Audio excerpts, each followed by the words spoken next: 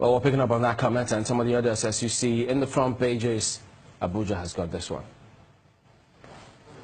Well, thank you, Chamberlain. Joining us right now is Zachary Gundu, who is a professor of archaeology at the Ahmadu Bello University. You're welcome to Sunrise Daily. Thank you so much. Good morning. Good morning. If there's anything we can all agree on, I mean, there's a common thread running through all of the discourse that we have heard so far. It is that these killings are senseless and that government has done very little or nothing to stop them. Or maybe what it is doing, we're yet to see, because the killings and the divisions are still running riot, and it doesn't seem like it's going to come to an end. Try to help us make sense of what your reading of all that has been happening is. Well, in a way, if you are the victim, the killings are senseless. But if you are the one doing the killing, it makes sense. A lot of Nigerians don't appreciate our history. They don't also appreciate what has been happening in this country, especially in the past few years. I believe that if people know history, they will know why the Fulanis are doing this. If people know our recent history, they will know that there is an attempt to grab a lot of land from the people of this country for the Fulani of the whole world.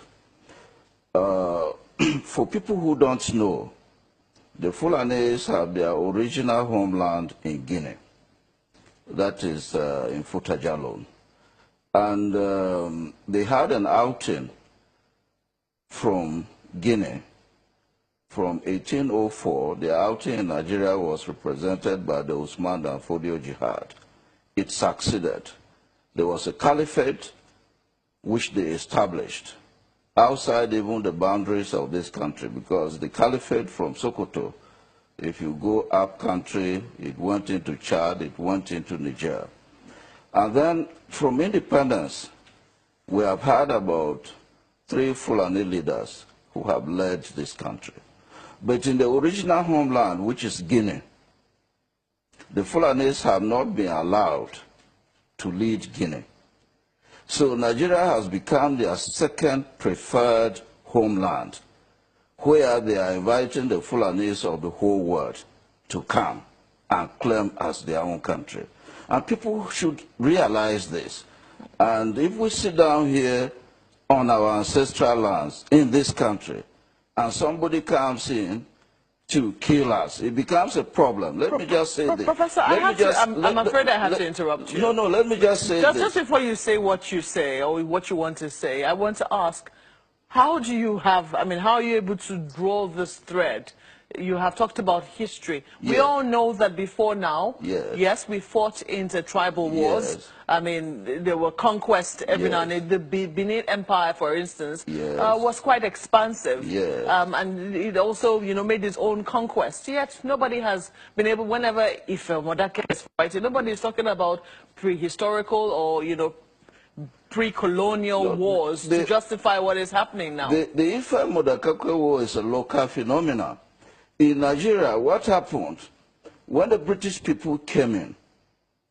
Remember, the caliphate was a pre-colonial phenomenon, and it gave the Fulanis some privileges even over the Hausa states, because they manipulated Islam to take over the Hausa states, and it gave them some privileges over the Hausa states and other Nigerian groups which they used to raid as slaves.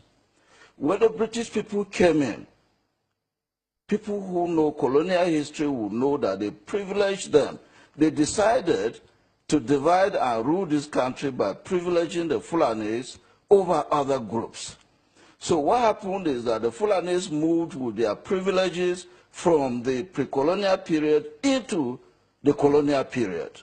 And now that we have independence, they are also moving with the privileges they had under the colonial government into independent Nigeria. And independent Nigeria is not a feudal system. Independent Nigeria cannot allow a group of people to come into this country from all over West Africa and claim this as their own country. What happened during colonialism was that the states we have presently became fixated in terms of their boundaries. Now, my question is, how do you know that there is an invitation, as you put it, from local Fulanese or Nigerian Fulanese, as it were, to their counterparts and say Guinea? They have not hidden that. They have not hidden that. Remember, the governor of Kaduna State has agreed, has admitted that he used state funds in Kaduna to pay Fulani people from outside the country from coming to attack us. Remember that the government is now belatedly saying that the people who are responsible for this are foreign mercenaries. Remember that the Inspector General of Police before this one and the Minister of Agriculture has argued consistently that the people attacking this country are not Nigerians, they are from outside. What this means is that if somebody comes from outside, he's coming at whose instance? Remember where Benue is. Professor, if you come from outside, you go right into Benue to attack it, where are you coming from? Just before you go, and I mean, there have been other, there have been other plausible theories around this. They have talked about how there is an environmental crisis. The fact that even the Lake Chad is drying up and, right now there is a need, I mean, even the desert is encroaching. We're all aware of that. And that, pasture that used to be available for cattle is no longer available. Population is exploding. The usual cattle routes are no longer available for cattle to go around as they used to, owing to this population explosion and development and civilization.